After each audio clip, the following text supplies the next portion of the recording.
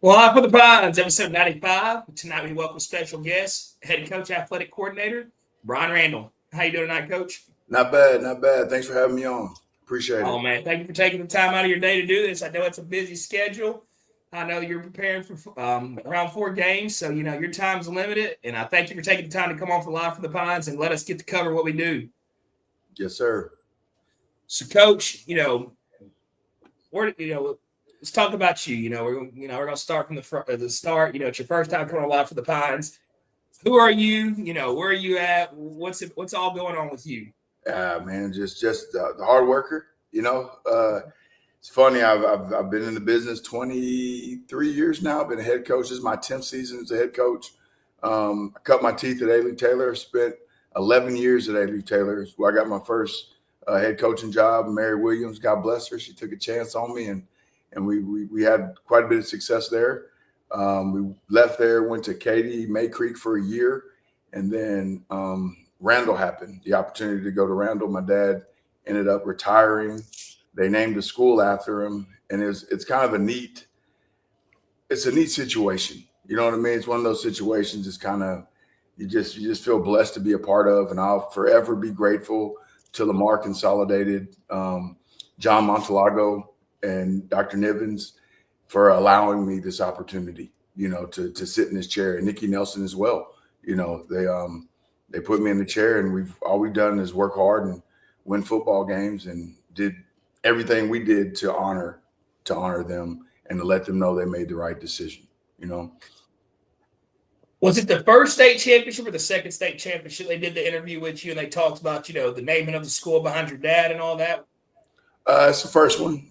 We've only had varsity athletics for 3 years, so this is, we're 29-0, which is really exciting. It's something that we're just really, really proud of.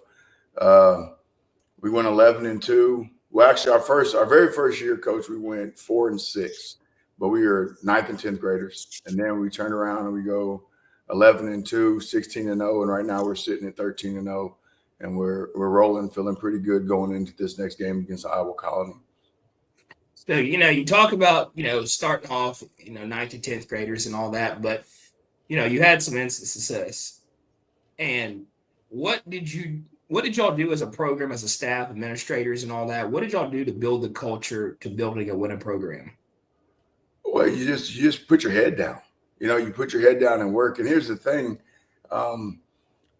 It's 2025 now, right? And a lot of different people want to have you doing different things. Like you'll see the new hip thing, or this new trainer will have you doing this, or they'll have you doing that. And I see some teams come out with bands and balls and all kind of stuff. And we don't believe in that. We're a blue collar bunch. We do the same things we did when I was in high school. I got fortunate enough to move into Lamarck. I got an opportunity to be on not one but 2 state championship football teams, and it's a neat deal to kind of see how our programs run, right? So Adam Waddell and that group, they went and met with Rutledge out of San Antonio and got boot camp from there. Now this is back in the That's Converse Judson, right? Sir, yes, sir. Yeah, Converse Judson. Yep. So the blueprint is there. They took that blueprint, took it to Lamarck, had instant success. Coach Heath took it to Pearland, had success, and I'm doing the same thing that they did, and we're having success with it. And that's the thing, man. Like if it's already there, you don't have to reinvent the wheel.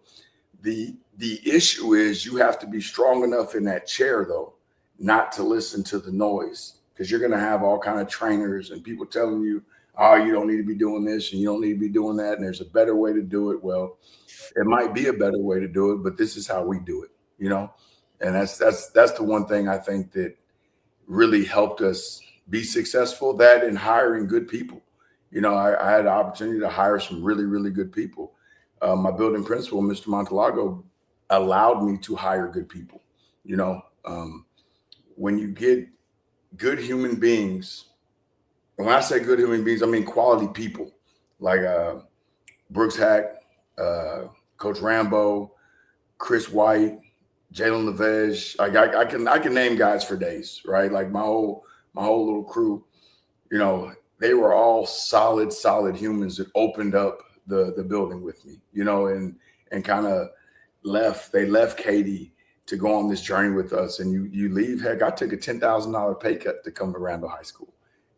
Like you go from a 6A program to a 5A program, you leave a Katie ISD where you have the land of milk and honey. You get a secretary, you have a shower. Down the champions. Coach, it is. I mean, when I tell you that they do it right there, like and it doesn't matter what campus you're on. Like all the campuses, like Debbie Decker in that group, now it's Coach Carter. Coach Carter's the AD now, and nothing's changed. He does it right. Like him, J-Man, like the whole group, Green, they do an outstanding job. Like they do a really, really good job of giving coaches what they need to be successful. And that's all anybody wants. Give us what you need to be successful. And we're working to that here where we're at, but you don't get to make excuses. My group, they got to hear it all the time. So when I was 3 years old, I fell down the stairs and I severed my optic nerve. So I can't see out of my right eye. I'm completely blind in my right eye. So it kind of wanders a little bit. Well, when people come to me with complaints and they're whining about this or they're fussing or something, yeah, I ain't got time for that. I ask them, I say, man, you got 2 hands, 2 feet, 2 eyes, right? Like I'm not trying to hear it. You're doing better than most people. So let's find a way, So if I'll come in with an idea, I'll have an idea and say, hey, this is what I want to do this week. Well, if you're one of the guys that give me reasons why we can't do it, you're not going to be on my staff long. Like you're going to have to move around, but you got to be a guy that say, hey, this is how we can do it, coach. And then that's what you want. That's what you want on your staff. People that they want to work. 1, 2 are going to put kids first, and 3 that think outside the box. I don't believe in yes men. I don't hire yes men. Like when you come to one of our meetings, I mean, it's some fire in there, because I think the best things are forged in fire. That's great. So I've heard a little about this boot camp that goes on at, Lamarck that came from Commerce and all this, and, all these other places that have used it because it works, and like you said, if it ain't broke, don't fix it. But what does the boot camp instill in the kids? Is it like the core values, the discipline and all those things? Yeah, it's all about discipline, everything. And then just hard work. Like, so on Mondays, we do 40-40s on Mondays, no matter what. Rain, sleet, hail, snow, we're 40-40s. 40-40s happen on Tuesdays. You run 20-20s, and that's it. We don't do anything else throughout the week. Well, the one thing I changed this past year on our state run was on Tuesdays we decided to incorporate boot camp. So that's the one thing that was a little different. And we were blessed to have Coach Jinks on our staff. Mike Jinks last year is our running back coach. He was the head coach at Bowling Green. He was the head coach at Cibolo Steel, running back coach at U of H, and I believe Southern Cal. I want to say he was at Southern Cal for a while, but it was fun because he would come tell me, hey, Randle, man, you don't need to be doing this. We need to be taken back. We need to be cutting some periods. And every time he would come to my office and tell me that, I would add something. I would add something because our kids are a little different, like we have a different group. We have a different group of kids, and you have to you got to stay on them, because if I don't know if I'm allowed to say bad words on here or not, but some of our people you say what you want to say. They piss on prosperity, like if it's too easy or it's too nice, you give them too much stuff, they're gonna piss all over it. So we keep our foot on their throat, and a thumb on top of their head, and we work, man. We work, and the kids, they expect it, they need it, and they want it. And if you do it the right way, out of love, man, those babies will run their head through a wall for you. Like they really, really will. And that's true. And it's like you said, you have a special group, you have a unique group, and some kids need more attention to detail than others need. Yes. There's a lot of programs out here that can line up and they can, keep the same script, same practice script, same everything.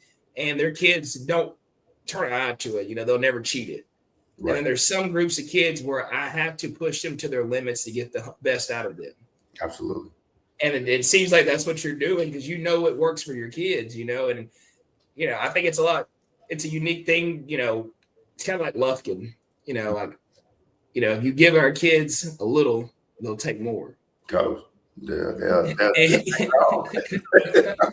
you know, if I let them know ahead of time that if they do this right, this Yeah. is it. We're gonna do it right. Right. Right. But if I don't let them know, and we do it right, then we're all shocked. Yeah. Well, what's that old saying? You do it right, do it light. Do it wrong, do it long. So, I like I said, man, kids are kids. I think the only difference between now and then is that you have to explain why you're doing stuff, and I think that helps too. Like if you can't just tell a kid, hey, do it because I said so. You have to explain why. So we have a thing called 3PT, purpose, passion, productivity. So on Monday, practice is all about like purpose. It's a purpose-filled Monday. So practice is very slow. We're teaching. You'll see my coaches teaching. They're walking through everything and explaining the importance of why I have to fit in this A gap because the backer is going to fit off me and be in this B gap. And the end, you've got to stay outside. And we will walk it, and then we'll go about 50, and then we go 100. You know what I mean? So one, you're getting muscle memory. Two, they're understanding it because everybody's like some of us are visual learners. Some of us can read things and remember it and be good to go. But if I show you film, we go outside and we walk it and talk it, then we go about 50%, and then we go 100%. Well, by God, they're not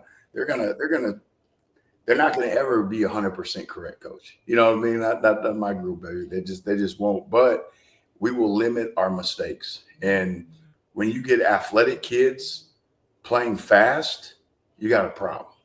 You know what I mean? You got a problem. Like, and that's what we have right now. We've got a bunch of athletic kids that are smart and are fitting it up where they're supposed to be. And that's one of the reasons why we're so successful. Do you think that the success you've already had is carried over to the younger groups already, and they understand what's at line? Like they understand that our goal is to play. I mean, practice during Thanksgiving, play in December, and playing for a state championship. Is that all understood now? It is that our first year. Well, I guess the first year we made the playoffs. So we go 11-2. We beat Huntsville in the regular season. Then we got to turn around and play them the day after Thanksgiving. We ended up losing the game 14-13. But we lost 8 starters that year, but we had 2 kids that we were depending on. One ended up going to Seattle, and somebody else had to go somewhere else, like over Thanksgiving break. And then parents were like, "Hey, coach, we didn't know. Like we bought these tickets a long time ago." And it's like, guys, we're counting on these babies, and that's the thing about this job. Like your livelihood depends on 15, 16, 17, 18-year-old kids. And then a lot of times you have parents that don't quite understand, and that's a big thing. So we do a really good job communicating with our parents. Like I have my coaches reach out to the parents. Hey, make sure you're talking to mom, make sure you're talking to dad, tell the kid, hey, this is what we need. And then we need to follow up with mom. You need to follow up with dad. So it's one of those things where you have to over communicate, but that's helped us. I mean, shoot, we had a kid that didn't play in the state game last year because they had already had a trip planned. So and this he was on every special team. So it really hurt us. It really. Hold on. He missed a state championship game because they had. Yeah. Ike, I'm talking about you, Ike. Yeah, yeah, I love him. I love Ike to death, man. He's a great kid. God bless him. Is he still in the program? Yeah, or is he graduating? He's a starter. He's one of our starting safeties. He plays safety. So he's got another chance. I tell you what, he's not going to Africa in December this year. He doesn't get to fly home. He doesn't get to go back there. He's got to stay and play some football. So it's. Man, I don't know what the conversation would have been with my parents if we were going to go play for a gold ball. I mean, you playing for a ring, and yeah, and then you mess around and win the thing, and you miss it, and that's one of those deals too, though. Like that's a cultural thing. Let's be honest. Like they don't. If it was soccer, I bet he wouldn't have missed soccer. He wouldn't have missed soccer game. But we're talking about American football, and his parents aren't really keen on American football. But he's still.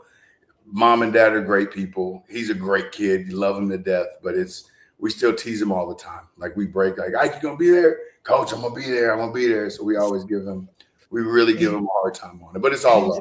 It's all championship game. yeah, didn't show up. That's something you can't get back. Nah. It never happened again. And we're scratching and clawing to get there this year. So yeah, God, no doubt. God willing, we'll be there. So, Coach Randle, you know what's at stake. You know what you got to do. You got to play good. You got to play a great Iowa Colony team. What's the message? Iowa Colony team. A great team. Here's the thing, man. Everybody wants that game to be a rivalry. Like everybody's trying to make it a rivalry game. It's not a rivalry game. It's two really good young programs that got very good very fast. So we're very, very similar. Like it's almost like looking in the mirror, because of how fast we both got. I mean, how well everybody's playing, and they're very talented. They have an extremely talented team. Carson White is just a flat out baller. That quarterback, he's outstanding. Jaden Warren is very difficult to cover, but we Randle High School, man. We play ball. You got to line up. Now we don't on paper they have more Division I kids. They have more talent on paper, but that's why you play the ball game. That's why you play the ball game. The game got to be played. Game's got to be played, Coach. You got to line it up. They're very talented and very well coached. I want to put that out there. They're extremely well coached. They do a great job, man. It's not a rivalry game. I don't care. They can talk all the trash they want. It's not a rivalry game. It's two really, really good football teams. And one of the neat things is that our running back and their quarterback like played little league football together. You know what I mean? Like those two played football together since they were like 5 or 6 years old, and it's something I think that should be celebrated instead of us trying to turn everything into something ugly. Because it's easy to be anti this or anti that, or just to be ugly and talk a bunch of crap to each other. But it's no real hate there. Like it's two really good football teams laying it all out there on the line. And I mean, the best team is victorious, No doubt. That's gonna be a great game. But you want to give the details about the game, location, time? We're gonna be at Katy Legacy Stadium, 7:00 on Friday night. It's gonna be a game, man. It's always a good one with us and them. It's always a good one. Always. Man, I wish I could be there, but NFHS is hard to beat in this weather. Coach, if I could have watched our game from somewhere live on Saturday, I would have, because it was it's gonna be this weather nasty this week, but this is playoff football. You wouldn't want it any other way. No doubt. So you talk about y'all are young and all this. What's it? What's it like? Like, what's the feeder school system like? Are you able to go? Are you able to go pinpoint your kids? Like, I'm gonna get this kid. Next year he's gonna be here. Like, what's it like over there? Yeah, same thing. So we have a thing called the Silver Track, and we're on the Silver Track, and it's funny because we have a very special running back, Landon Williams Callis. He's got 61 plus offers, but when the school opened, he was on the Silver Track. He was in I guess the 5th or 6th grade. And when I got the job, I took my staff over there to meet the kid because I kept hearing all these stories about this kid that walks on water. And it's little league, right? So you're hearing these stories and you're like, I hear you, but I don't know what it was, but something kept telling me in the back of my head, hey, go check this kid out. Go check this kid out. Get off your ass. Go check him out. So I got up and I said, let's go check this kid out. So we did. And I mean, we kept him here because a lot of times you can lose kids, if your program's not successful, these people have money. They can pick up and move. They don't have to stay there. And yes, we have the UIL, and yes, we have different, things in place to try to keep kids here or keep people here. But if I pick up and move, I mean, shoot, we lost our starting defensive end, went to Baltimore. He's at a private school in Baltimore. He led our team in sacks last year. You sign the paper and you wish him well. So the man up. Yeah, that's how it is, and that's how we've been. I mean, we're 13-0. We ain't missed a beat. God bless them, because I want everybody to be successful, but I I just know that as a coach now, it's not the same, because you used to be able to tell a kid you're going to do it this way and this is how it's going to be because I said so. That's not how it works. Like, these people will pick up and move, and that kid will be gone, and you'll be looking for him, and he'll be somewhere else making somebody else's team great. So the biggest thing is having an open door policy and always just listening to the parents, because I mean, ultimately they got something to say. They do. And if you have a growth mindset, it shouldn't bother you. Like, we beat a team 75 to maybe nothing, or 75-7 or something like that. And it was 75-0, and then you beat 170-0. Yeah. So yeah, then you went down there and did backdrop. You went down there and beat them 83-20. I was going to ask you, please tell me the twos put up, at least 35. They did, and that's the thing. So, and I'm glad you brought that up, because I'm going to ask you about it, because I saw that score. Because people think we're jerks, right? Well, at halftime, I asked the official, "Hey, go ask the coach to run the clock. Let's run the clock, right? Because if it's a running clock, it's hard, because at halftime it was 55-14. They said no to the running clock. Nobody wanted to run the clock. So in the third quarter, I look up, it's 76-14. I asked again, "Sir, please run this clock, because I'm gonna catch hell. That people gonna think that we're just bad people and all these things, and I'm catching all kind of nonsense. But the reality is, they didn't run the clock. All you have to do is run the clock. Don't stop it for anything, and you get out of there. But for whatever reason, I don't know if it's because of the third round of the playoffs or whatnot, they didn't want to run the clock. But we pulled our ones after the first series in the third quarter. Like, that's because that's what you do. Now we're going to run our offense. So our sophomore quarterback threw a pass to a sophomore receiver, and he scored. We had a block punt, we had a interception, a strip sack. You know what I mean? So we had a couple of short fields, and it just kind of got out of hand. But that's not on us. You guys. Did you put 100 up if you could? We could have put 100 points up. We could have scored 100 points in 7 games this year and just didn't. Like, so why'd you take it so easy on Texas City?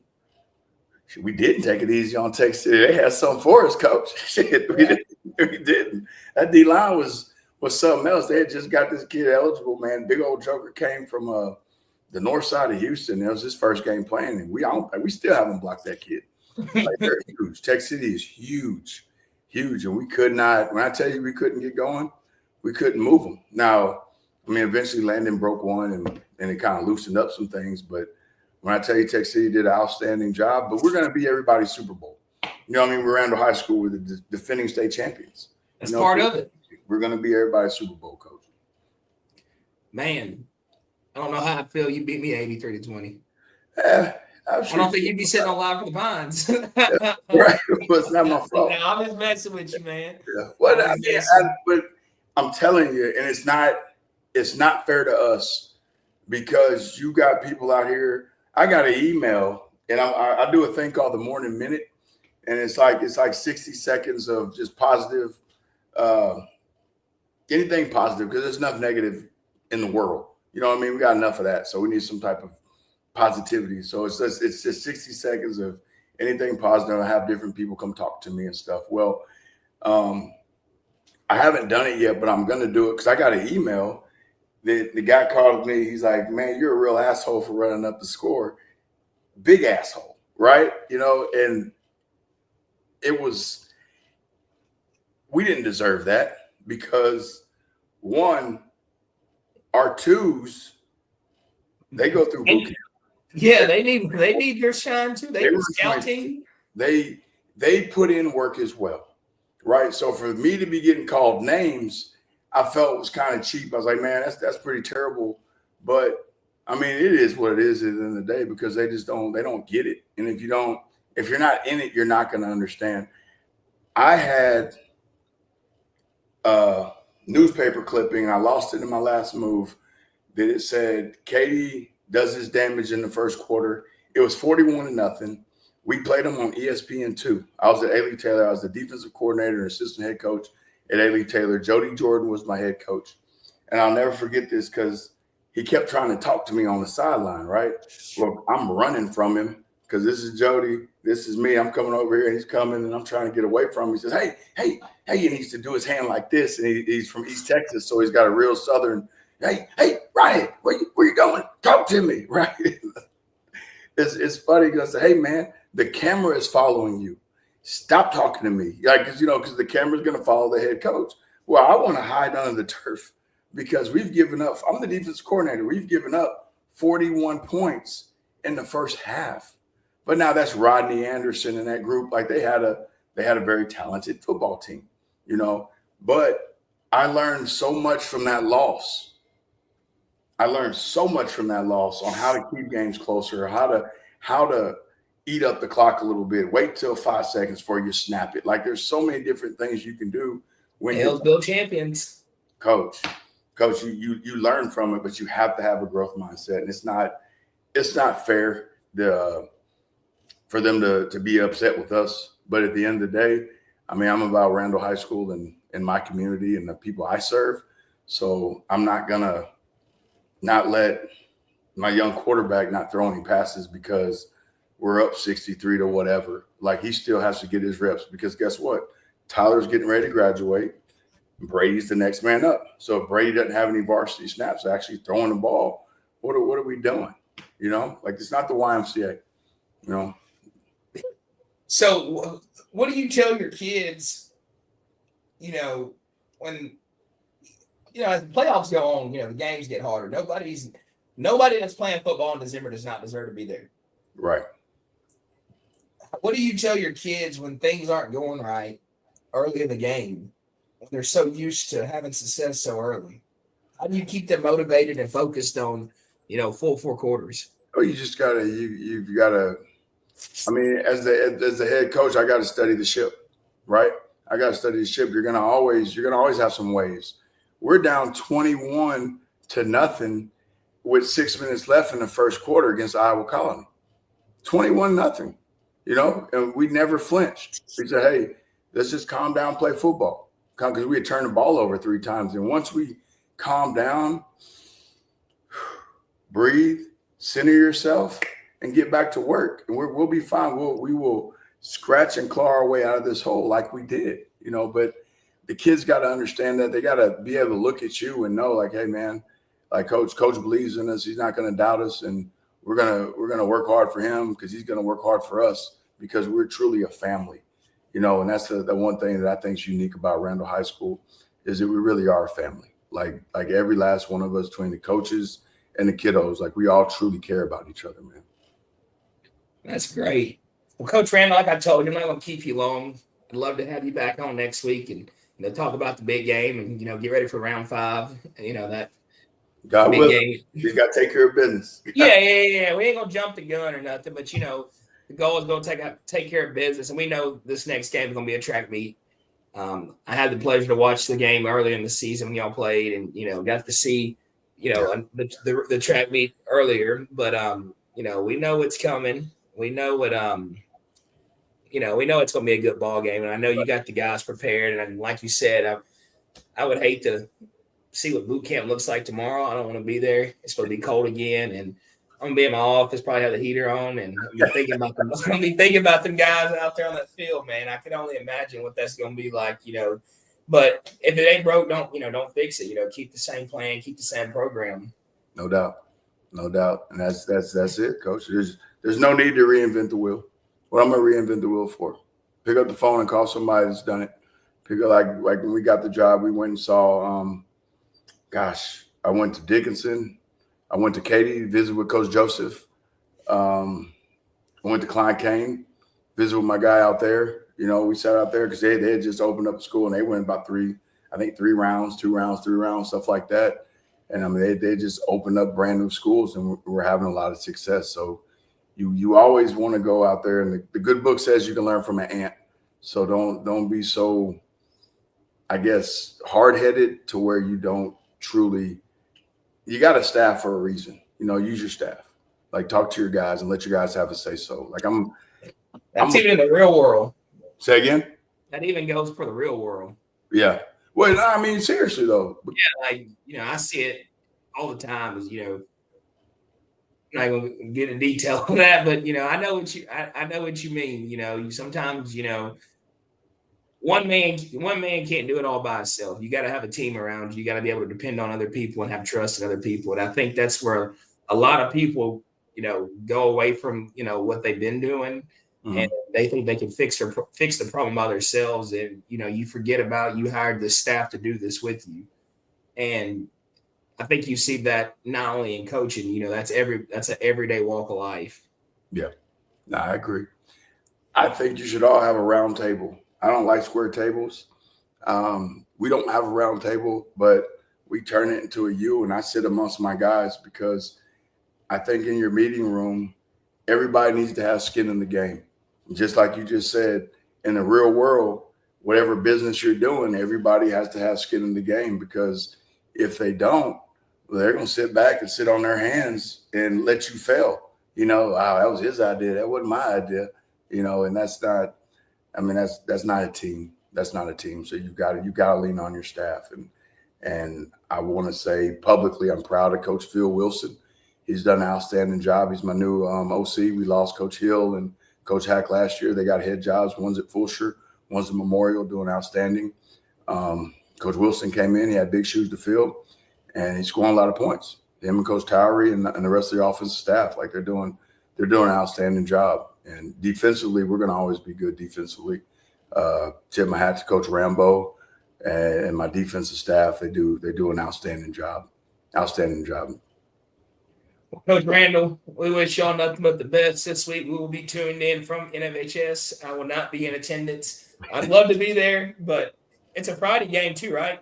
Yes, sir. Friday, 7:00.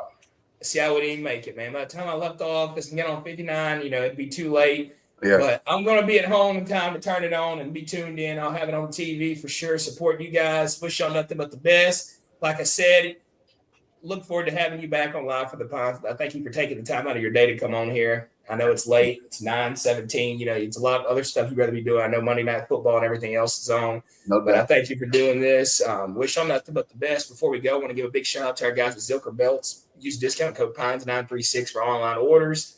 One of the best belts in the game. I actually have one on today. I wear one pretty much every day. Go get you a Zilker belt, the best out there. Coach Randle, thank you for your time. We appreciate you. All right, brother. Y'all be safe. Yes, sir.